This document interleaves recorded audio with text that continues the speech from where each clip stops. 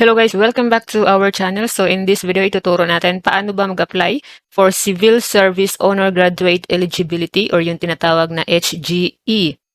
If you're a graduate with honors and looking to kickstart your career in public service, this video is for you. Let's get started. So una, pag-usapan muna natin who is eligible. So kailangan you are a Filipino citizen and have graduated with honors from a school accredited by CHED.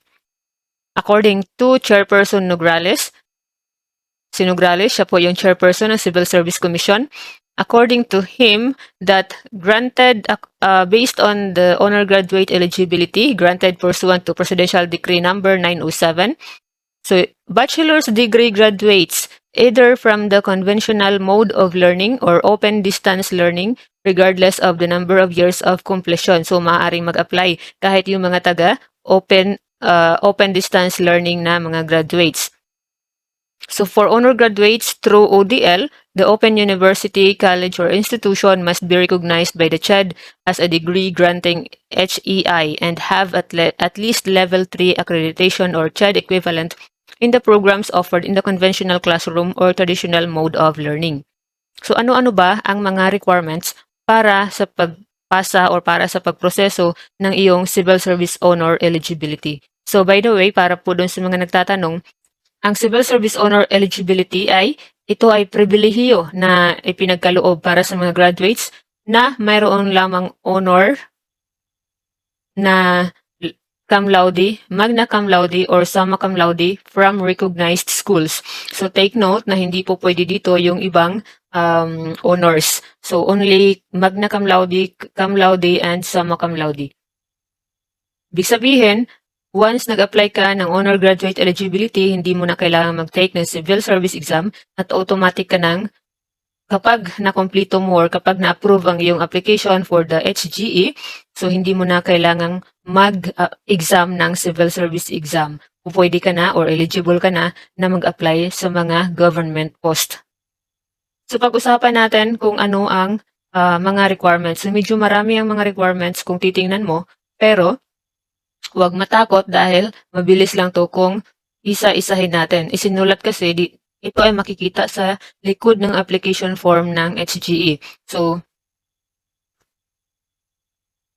medyo marami lang siyang tingnan dahil kumpleto ang detalye na isinulat po nila para hindi na malito ang mga aplikante. So, una, properly accomplished CS form. So, pwede kayong mag-download nito ito yung pangalan ng form, CS Form 101-HGE. So, dapat revise 28 July 2023. Tapos, kailangan ninyong i-fill out.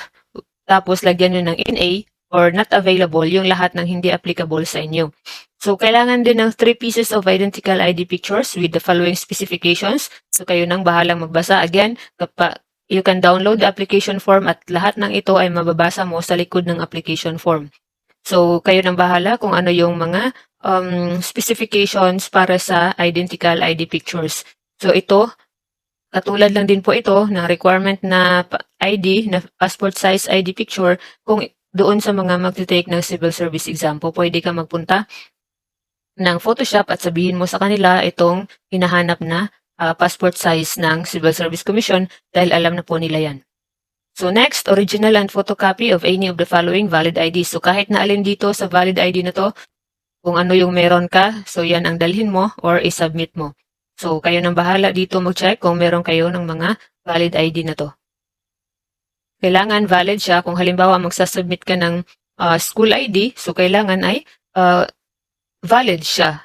Pero dahil graduate ka na nga, so siguro hindi na to applicable sa iyo.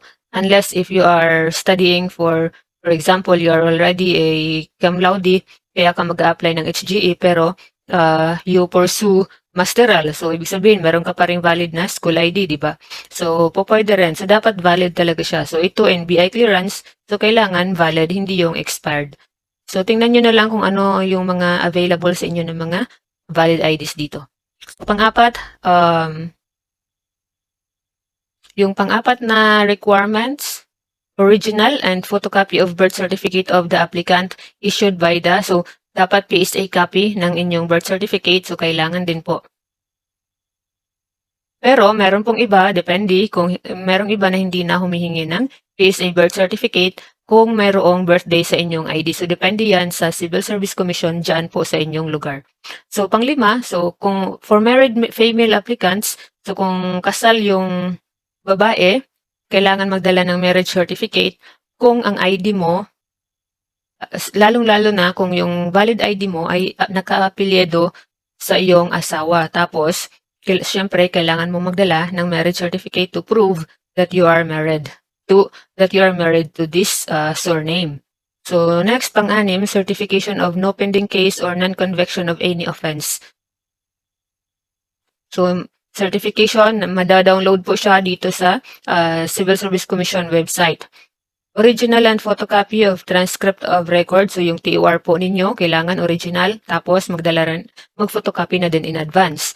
Certification from the university that the applicant graduated. So, kung kailangan nyo humingi ng certification, madali lang yan. Pumunta lamang po kayo sa Human Resource Department or kung saan man sa inyong university at humingi po kayo ng certification na kayo ay totoong nag-graduate bilang summa cum laude or magna cum laude or cum laude. So, dapat ay mayroong pirma duly signed by the current university registrar. So, siguro sa registrar's office to. Tapos, ayan, and printed on university institution official letterhead. Tapos, list of honor graduates certified and submitted by the school registrar. So, kailangan din po pala ng authorization letter kung kayo ay authorized representative only at hindi kayo yung mismong aplikante. So, kailangan din magdala ng valid ID syempre ng authorized representative. So, bali yung dadalhin niya ay valid ID ng applicant at valid ID ng napag-utusan. So, mabilis lang i-comply, guys. Mabilis lang niya i-comply ang mga requirements na yan kasi kung mag-apply ka for civil service exam, so, ganun pa din, marami pa din mga requirements ang kailangan na i-comply. So, kung eligible ka naman sa summa cum laude, sa honor graduate eligibility, if you are eligible, so better try to apply for honor graduate eligibility para at least hindi mo na kailangan mag-take ng exam. So, saan mag-a-apply? So, saan mag-a-apply ng honor graduate eligibility? So, syempre, kailangan mong magtungo. Una, yung pinakaunang gawin kasi ngayon, depende na sa Civil Service Office. So, pinakaunang mong gawin is check CSC FB pages.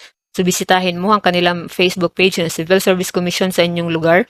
So, meron tayong mga video dito sa ating YouTube channel kung ano-ano yung mga FB pages ng Civil Service Commission sa mga regions. So, pakihanap na lamang po. At dapat nyong i-visit ang FB page nila kung meron silang post ng schedule kung kailan maaaring mag-apply. Kasi yung iba, meron tayong mga nababasa na yung ibang region ay nagbibigay sila ng schedule kung kailan lamang po maaaring mag-apply for honor graduate eligibility. So kung wala naman kayong makita, so just visit the nearest CSC or regional field. Just visit the nearest CSC regional or field office na malapit sa inyong lugar. So, pwede kayong mag-inquire doon, pwede kayong magtanong doon about honor graduate eligibility kung wala kayong makitang post or announcement sa kanilang Facebook pages.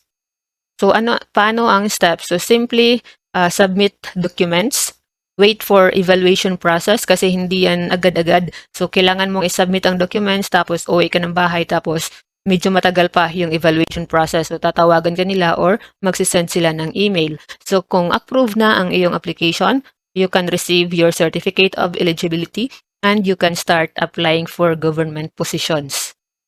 So that's all for this video. Sana po ay nakatulong sa inyo at kung gusto nyo pa ng mga tutorials na makakadagdag sa inyong kaalaman ay maaaring mag-subscribe at mag-follow kung kayo ay nanonood nito sa ating Facebook page na Kaalaman Tutorials.